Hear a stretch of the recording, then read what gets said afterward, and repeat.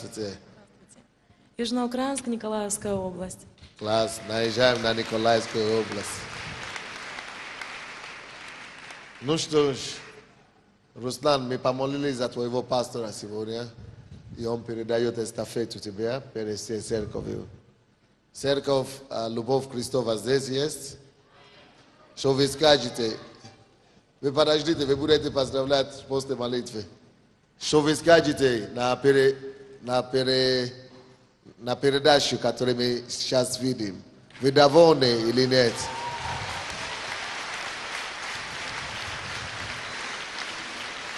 Вы счастливы? Может быть, ты хотел что-то сказать? Или уже все говорили пастору своему? Давайте станем на колени.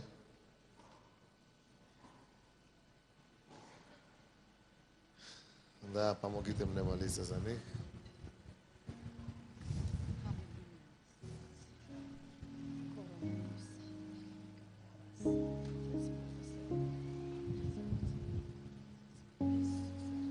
Господи, именем Иисуса, мы передаем двойное помазание, силу и благодать, которую Ты дал нам в этом доме для покорения эту землю.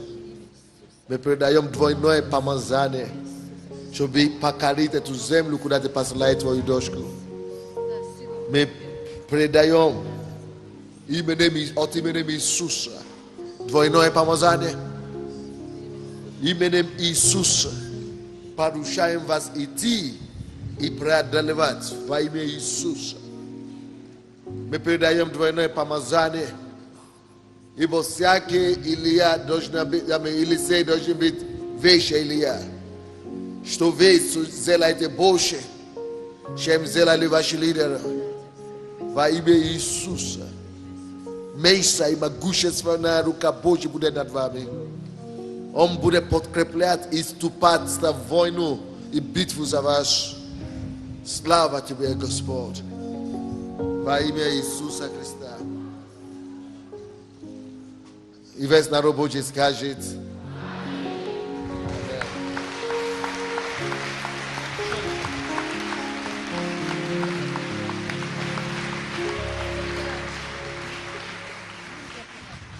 ну что ж, я вижу целая группа людей ждут, чтобы поздравлять наших друзей. Я вас все поздравляю. Добро пожаловать в вашу команду. Добро пожаловать в нашу команду. Поздравляю вас. Поздравляю вас. Все, церковь, поздравьте их.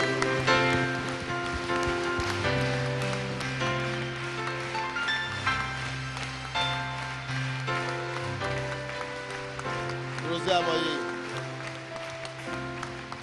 пока идет это поздравление, я прошу нас и прошу вас, давайте мы возьмем наши десятины и пожертвования.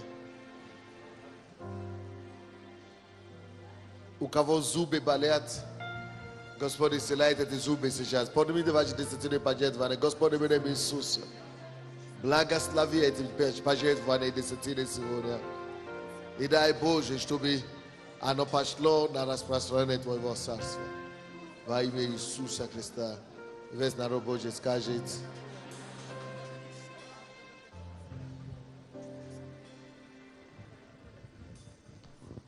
так. Ну что ж, поздравляем всю церковь. Все братства.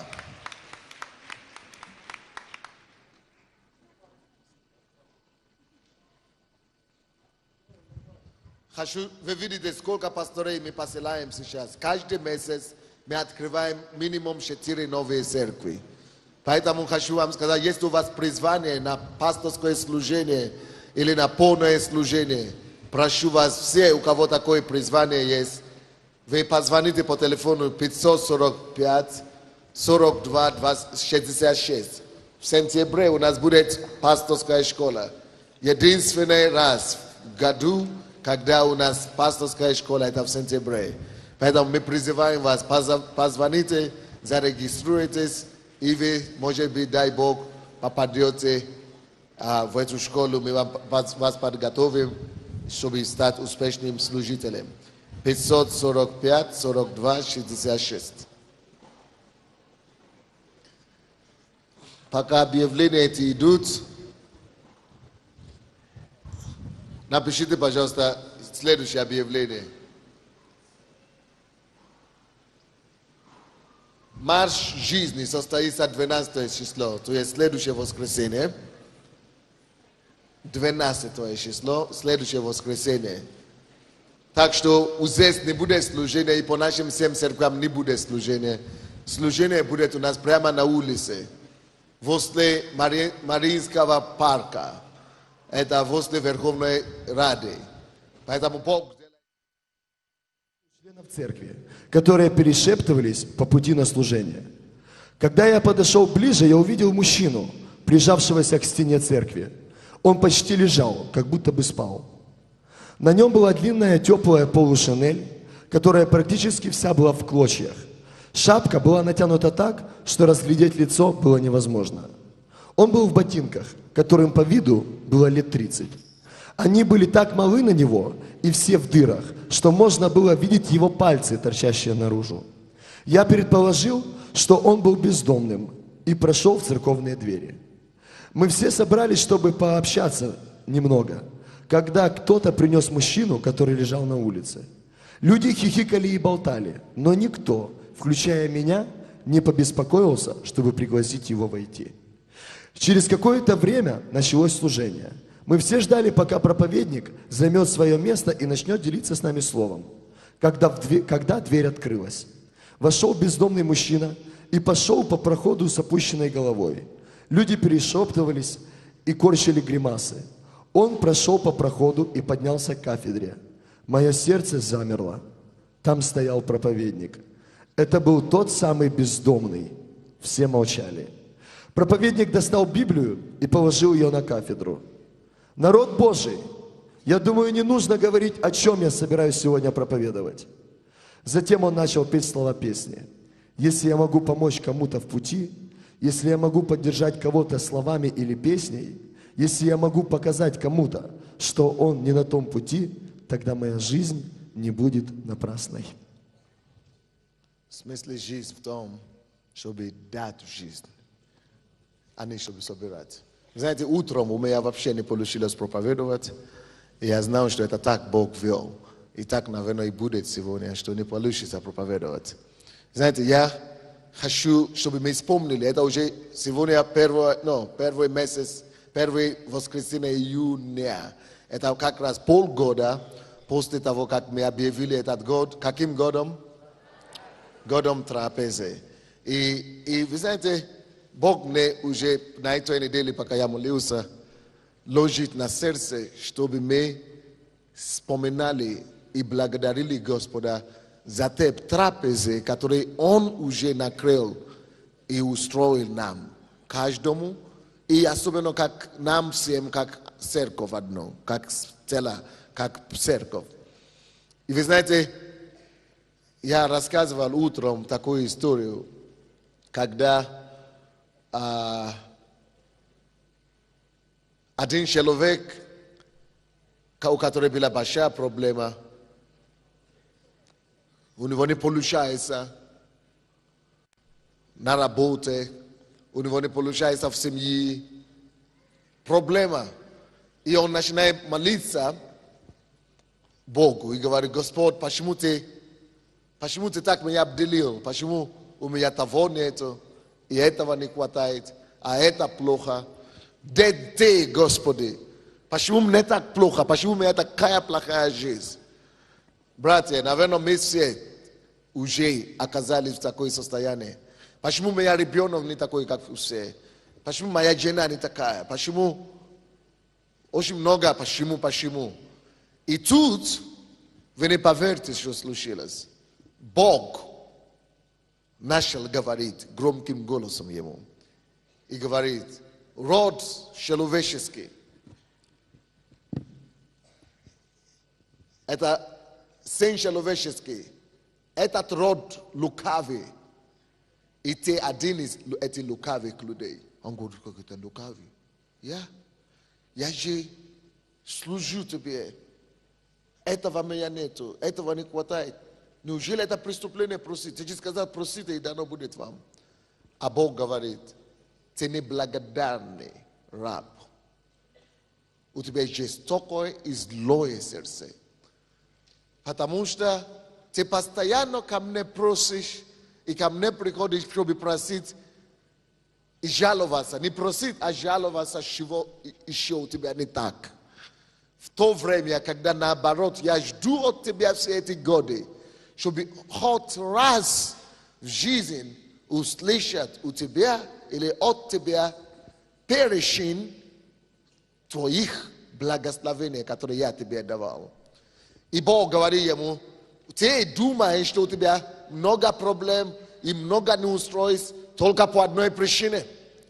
Потому что ты не умеешь счислять или перечислять твои благословения. И потому что ты не счисляешь благословения, ты видишь только твои проблемы и несостоятельности. Братья и сестры, Бог начал ему говорить такие вещи, которые его просто, он сам теперь ездит и рассказывает. Бог ему говорит, ты жалуешься, что у тебя нет хорошей жизни. А вот ко мне обращаются тысячи и миллионы голосов по всему миру, которые говорят не только о том, что у них нет жизни, но они молятся за своих близких, которые вроде бы живут, но их нет живых. То есть они живы, но они в реанимациях. Им не до того, чтобы думать о качестве жизни. Ты говоришь, что тебе плохо, потому что твоя жена тебя не понимает. Или твой муж тебя не понимает. Слушай, ты даже не благодари Бога, что у тебя одного муж есть, и что у тебя жена есть. А если бы ты знал, сколько людей плачут ко мне и призывают меня каждый день, чтобы у них могло быть партнера и супруга и невеста, и так далее. А ты говоришь и жалуешься, даже не задумываешься о тех, которые кому еще хуже тебе. Он говорит, ты говоришь о том, чтобы улучшить твою жизнь. А как те, которые имеют деньги, чтобы улучшить свою жизнь, а им некогда. У них деньги, чтобы кушать, но не могут кушать. Ты говоришь, что у тебя нет машины. А что скажут те, которые имеют машины, но у них даже ноги нет, чтобы ходить, выйти из квартиры. Ты говоришь о том, что дети твои не так преуспевают в школе или в обществе, как хотелось бы. Что тогда сказать миллионы бесплодных, которые мне умоляют каждый день и даже меня благодарят, что от тебя они живы. А ты имеешь дети прекрасные и жалуешься, что я недостаточно тебя благословил. Ты говоришь о том, что твоя страна плохая. Что тогда сказать тем, которые живут в благополучных странах, но они уже не осознают, в какой стране они живут?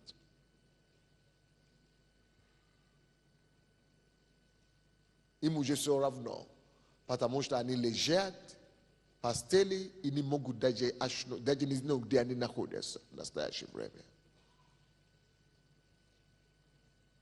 Ты говоришь о том, что у тебя плохая работа.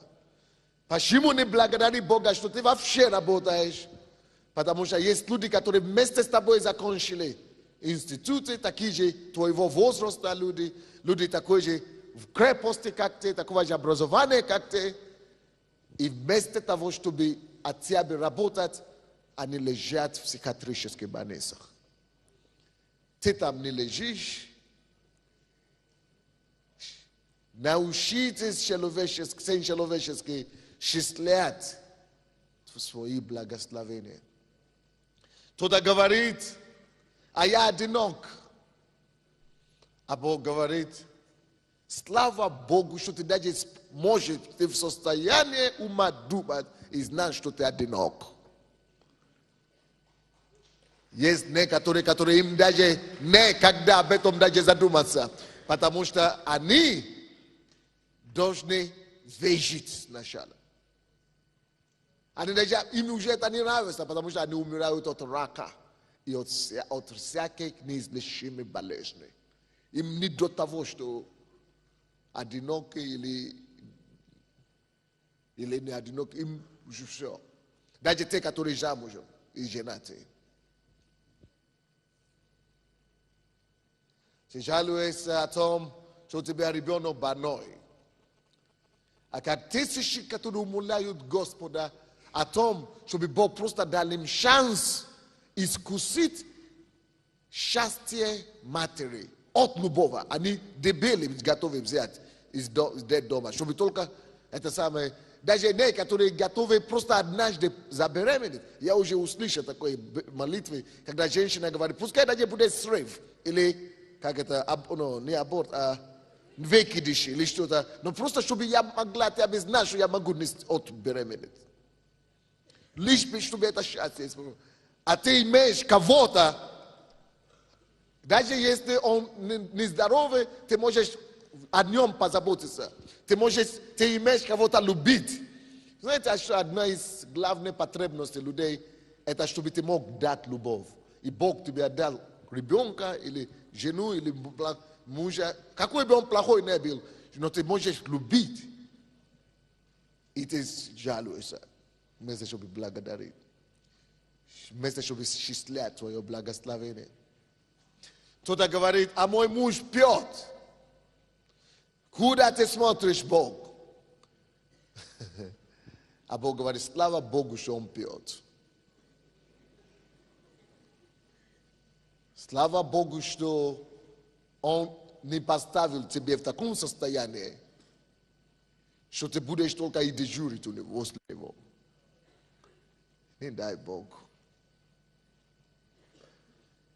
А Бог говорит, слушай, есть другие мужья, которые не пьют, но они вот так лежащие, и все есть, но даже кушать не могут, потому что трубку надо положить в горло так, чтобы кушали. А жена стала тоже инвалидкой, потому что она не может никуда идти. Она должна его возить в туалет и сидеть с ним, и через воду копать, воду, чтобы... Слушай, есть кому хуже тебя. И вместо того, чтобы счислять благословение, то, что у тебя есть, и за это уже благодарить Бога. А ты говоришь, а что у меня есть? У меня вообще ничего нет, чтобы благодарить Бога. Ни мужа нет, ни детей нет. Я голый, как зерно.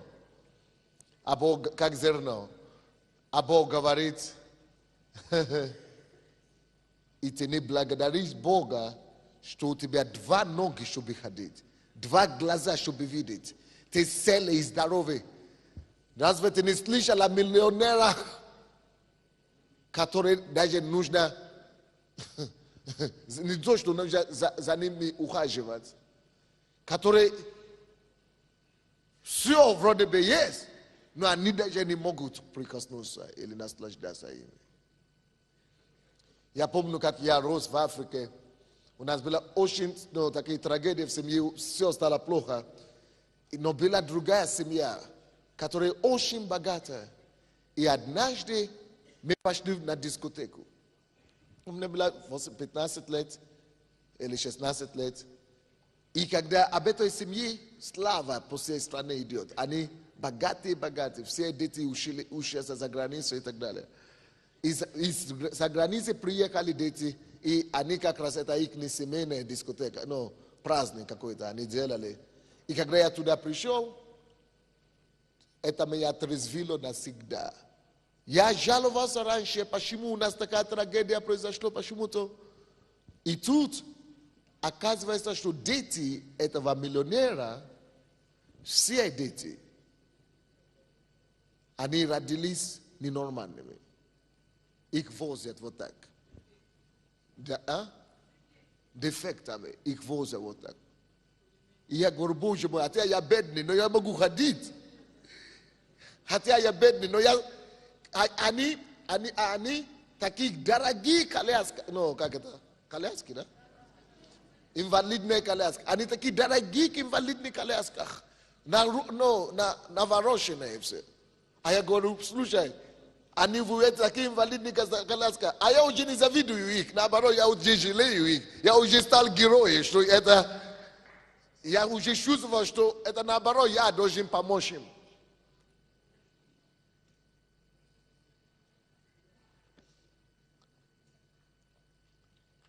Бог говорит, научитесь счислять ваши благословения.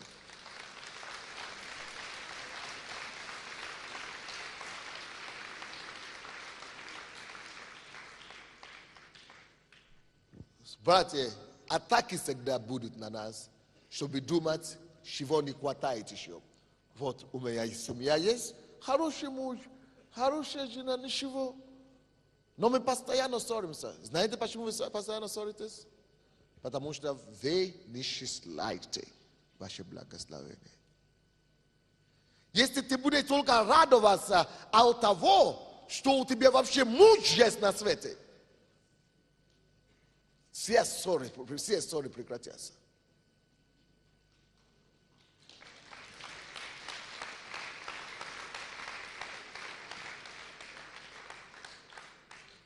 Ты будешь только благодарить Бога за это. Ты увидишь, что Бог благ тебе. Они, которые жалуются и говорят, но я не знаю, не так моя жизнь, как я спланировал. Хорошо, что ты вообще можешь планировать. Ты знаешь? О, Господь, Господь, Господь, Господь, Господь. Я знаю людей в этой стране, которые все, о чем вы мечтаете, у них есть.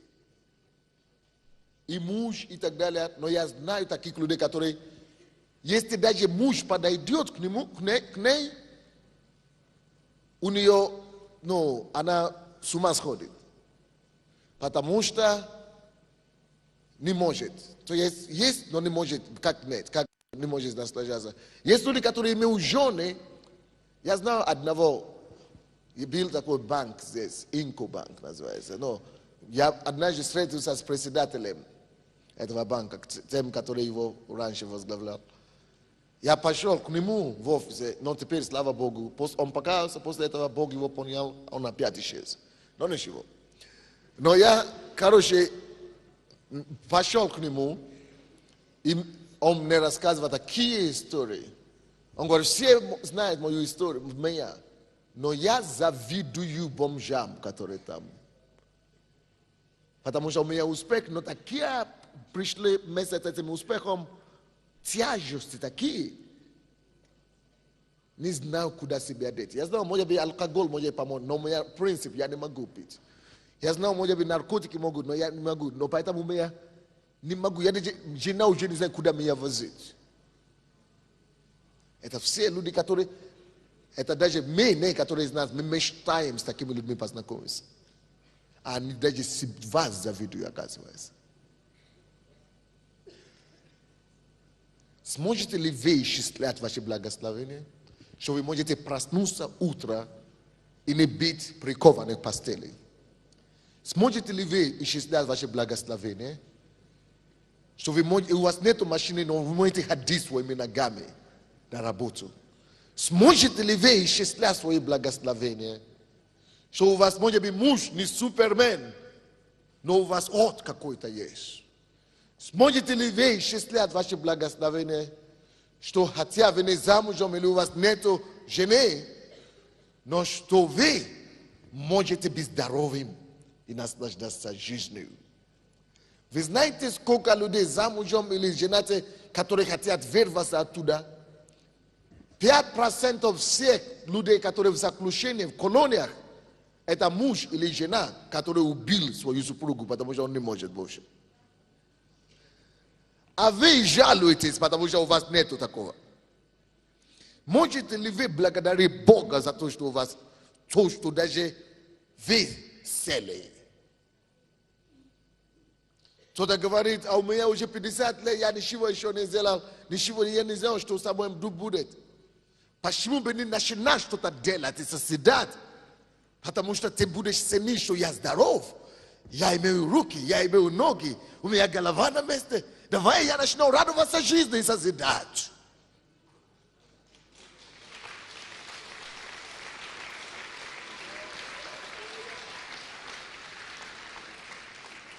Чтобы никогда не концентрироваться, даже не задуматься, даже не ахнуть, не задуматься, даже не очнуться о том, чего не так. Сделайте для себя завет, примите для себя решение, что всякий ропот сегодня умрет, всякие жалобы сегодня прекратится, всякие роптания и всякие неустройства. Будешь благодарить Бога за то, что Он тебе дает и дал уже. Научимся счислять благословения наши. Даже если ты считаешь, что у тебя ничего нет, благодари Бога, что у тебя нос, и ты можешь дышать этим носом. Я уже раньше возил. Вы думаете, что это просто? Что нос, вы можете дышать своим носом, это смешно, как бы, да? Но меня уже возили в этом же Киеве молиться за мужчину, у которого нос, но не может дышать носом. Проблема. У кого есть, я уже бил тоже молиться за человека, у кого есть рот, но не может кушать рот. И я уже не буду говорить о миллионерах, которые меня зовут, чтобы молиться за них, которые все есть, банк свой есть, деньги производит. И не может кушать. Только пьет. Пусть Бог нас избавляет. Можете ли вы благодарить Бога за то, что Он делает каждый день для вас? Вы счастливый человек. Только вы это не знаете.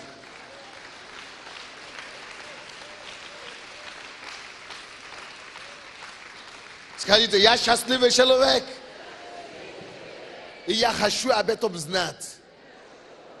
Если мы с вами начнем радоваться тем, что Бог благо, добро уже нам дал, наша жизнь никогда не будет грустная.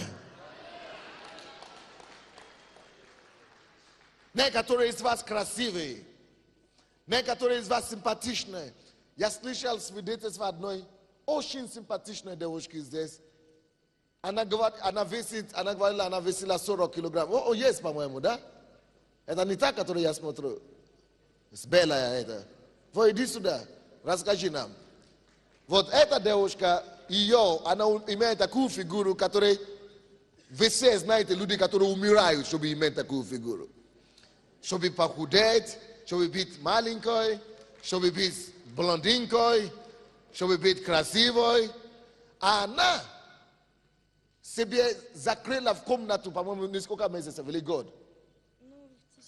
В течение несколько месяцев не хотела выйти наружу, потому что она стеснялась от того, что она такая красивая и худая.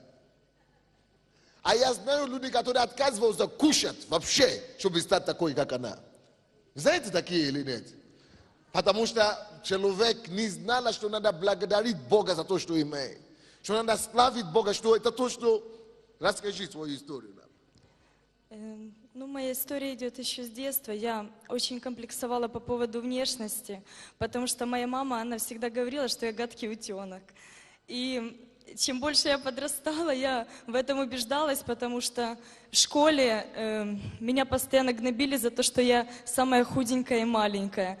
И у меня сформировался такой комплекс, что в 15 лет, когда все подростки там ходили на дискотеки, гуляли, а я закрывалась дома, я могла сутками, неделю могла просидеть дома, даже не идти в школу. И моя мама не могла со мной ничего сделать из-за того, что я очень некрасивая. И это продолжалось, пока Иисус меня не освободил.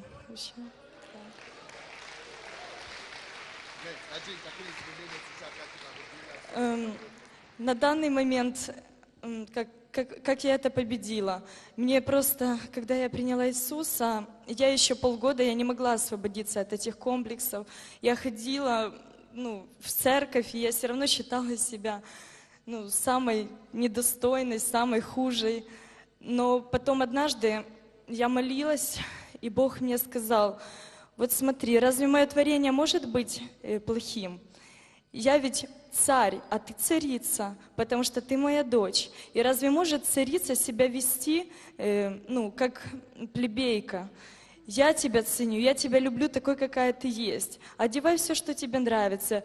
Потому что я даже одевалась не так, как мне нравилось. Я одевалась, как, ну, диктовали мне со стороны, чтобы быть потолще. Да. И Бог, Он... А кому это смешно, что человек может комплексовать от того, что имеет хорошую фигуру?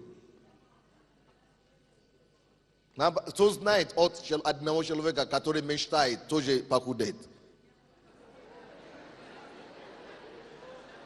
Наверное, весь мир только об этом и мечтает. А ей не надо вообще об этом мечтать. Ей даже не надо думать вообще о том, чтобы похудеть, правильно? Дело в том, что с тех пор я не поправилась ни на килограмм. Я была 45 килограмм, и сейчас я есть 45 килограмм. И ты теперь счастлива? Я очень счастлива, да, я себя очень люблю. Вот, видите, это, ребята, это победа. Видите, да, что значит, что делает для нас неблагодарность. Это грех неблагодарности. И я вам одно скажу, друзья. Если ты начинаешь ты перестанешь благодарить Бога за каждую мелочь, что Бог тебе дает, я знаю этих людей. Дьявол потом улавливает их. И люди отпадают от церкви. Вы посмотрите, все, кто отступил от церкви и от Бога когда-то, может быть, даже все, кто попали в ад, только по одной причине. Они не благодарили Бога. Почему, допустим, люди ходили в церковь. О, я уже хожу в церковь 10 лет. Чего, что у меня ни жены нету, ни мужа нету, ни бизнеса нету, ни просветания нету. Чего мне туда ходить? Молодец. Ты пойдешь как раз в ад. Ты кандидатура в ад.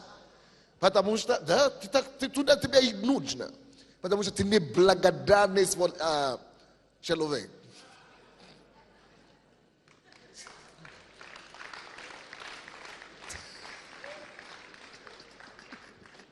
Неблагодарный.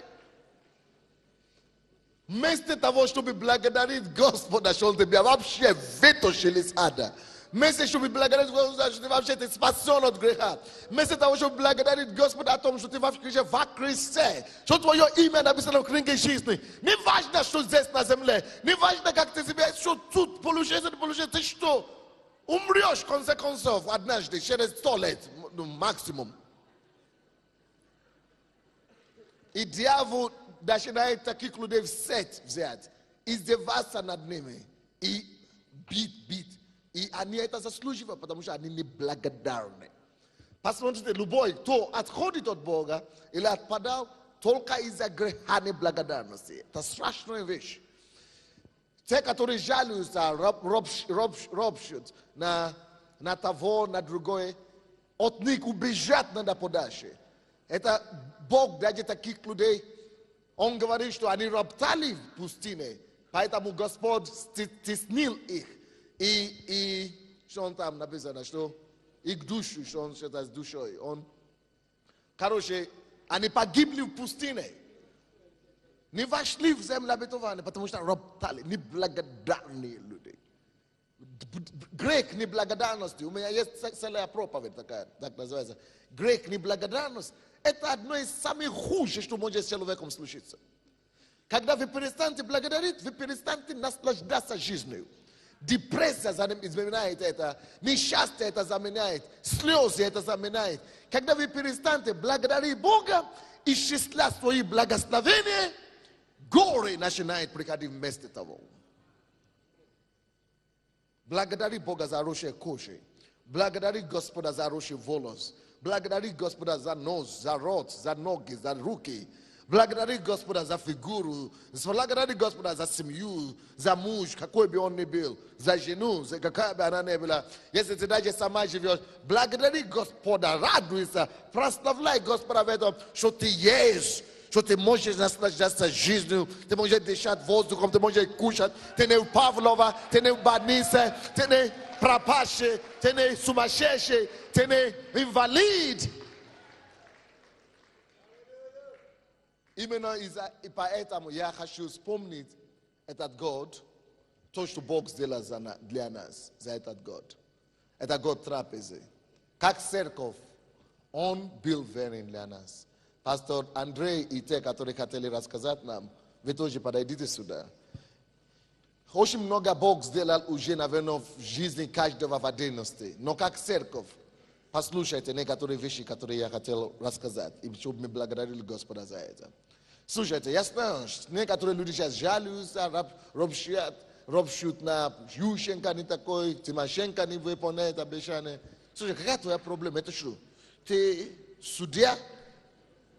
Написано, не суди и не будь судимым. Слушай, делай твое дело. Я вообще думал, первый, пишите, я хочу, чтобы вы написали, за что мы, как церковь, должны просто благодарить Господа. Потому что, слушайте, есть принцип. Если вы будете благодарить за маленькое, Бог вам даст что? Большое. Мы будем благодарить Господа. Это полгода уже прошел, как мы объявили это годом трапезы. И я вижу, что Бог действительно устроил нам трапезу. Кто-то говорит, а кто-то же умер в этом году? Да. Но слава Богу, что не все умерли. Кто-то говорит, кто-то заболел же в этом году? Да. Но слава Богу, что мы не все заболели. Вы можете благодарить Господа за то, что Бог делает хорошо. Кто-то сказал, кто-то из церкви попал Павлова. Но слава Богу, что Бог так сделал чудо, что только один попал. А если 1000 попал. Давайте будем благодарить лучше Бога за то благости, которое Он делает в нашей жизни. Поэтому кто говорит, правительство еще не то. Слушай, давайте начнем с того, что будем благодарить Господа за то, что Он дал нам новую страну через оранжевую революцию. Это первое. Во-вторых, я думаю, что мы должны благодарить Господа, что раньше на нас гонили, кто здесь был в этой церкви 6 лет, 8 лет тому назад, только меня успели вылавливать, чтобы выгонять страны. Правительство, президент, СБУ, МВД, как будто вокруг и на меня только и работали. Но сегодня я даже получил сертификат такой, подяка, диплом от президента Ющенко с его подписом. Благодаря, он благодарит меня и нашу церковь за оранжевую революцию. Это тоже благодарение, это тоже трапеза. Разве это не трапеза? Когда Бог накрывает тебе стол на виду врагов твоих. Когда те, которые раньше хотели тебя уничтожить, теперь тебя приветствуют. Когда те, которые тебя гнали вчера, их теперь нет, их теперь гонят. А ты стоишь на месте и прославляешь Бога. Разве это не трапеза?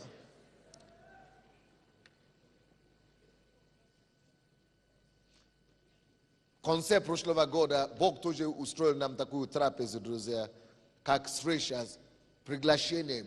Президент Нигерии, откуда я родом, пригласил нас, и я поехал с нашими представителями. Мы были приняты в царском дворе. Разве это не трапеза? Бог признает нас как церковь. И за это тоже надо благодарить Господа. Я думаю, что это тоже надо благодарить Господа тоже и за трапезу того, что даже в это наше правительство в Украине здесь начинаем признавать церковь. Мы в курсе, что есть люди из нашей церкви в команде премьер-министра, в команде президента. И за это тоже надо благодарить Господа. Это тоже трапеза. Это значит, нас уже принимают. Пастор София писала много программ о духовном возрождении Украины. И теперь президентская администрация и министры начинают требовать эти программы у нее, чтобы ввести духовные программы в развитии Украины. Разве это не трапеза? Мы будем исчислять наши благословения, друзья. Мы будем перечислять все и за все благодарить Бога.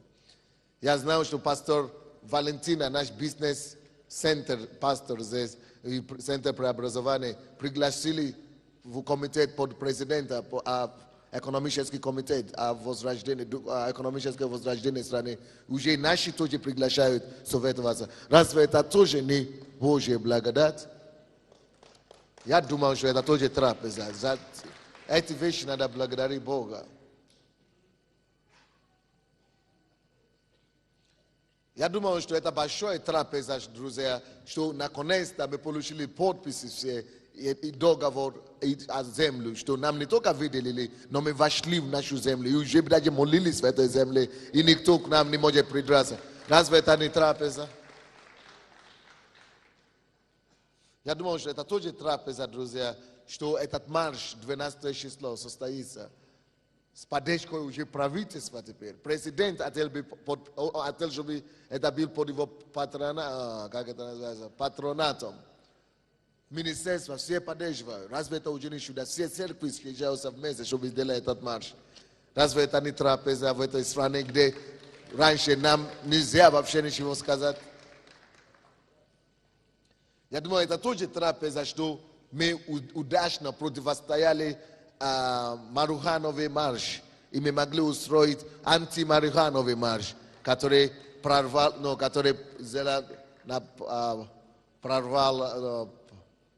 как бы неудачу сделал этот марш их. Я думаю, это тоже Божье чудо. В личных каких-то примерах очень много таких свидетельств. В мае я попал в число 7 лидеров протестантского мира, которые правительство Израиля пригласило представить Европу. Разве это тоже не трапеза? Я думаю, это трапеза. Когда вы сидите с премьерами, министрами, президентами страны, это тоже трапеза, по-моему. И за это тоже надо благодарить Бога. Пастор София представила тоже Европу, Украине, в конференции о преобразовании и реформации, где 50 стран, и она выступила за Европу. Это тоже трапеза, по-моему. Бог делает свое дело. Наш брат Леонид Черновецкий стал советником президента. По-моему, это тоже трапеза. Слушайте, проблема наша в том, что мы очень часто пренебрегаем маленькое начало. И мы привыкаем благословением. Просто привыкаем. Мы просто, это произошло, было такое. Но если у нас отношение будет не такое было такое, что-то произошло. Но если это будет отношение благодарения, благодарности и восхищения, то никогда не прекратится литься на нас Божье благословение. Сейчас Бог дал нам возможность начинать проводить музыкальные евангелизации прямо на Крещатике. Каждый выходной. Я думаю, что это тоже праздник.